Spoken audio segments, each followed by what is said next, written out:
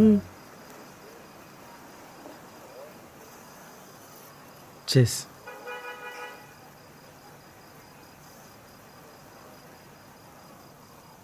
ஆமாம், உனக்கு ஏன் அந்த கிஃப்ட் கொடுக்கணும்னு தோணுச்சு? அந்த ஃபோட்டோவில் நீ இல்லாமல் ஒரே இன்கம்ப்ளீட்டாக இருந்துச்சு. உன்னை வச்சு இமேஜின் பண்ணி பார்த்தேன், ரொம்ப அழகாக இருந்துச்சு. அதான் அந்த ஃபோட்டோ கொடுத்தேன்.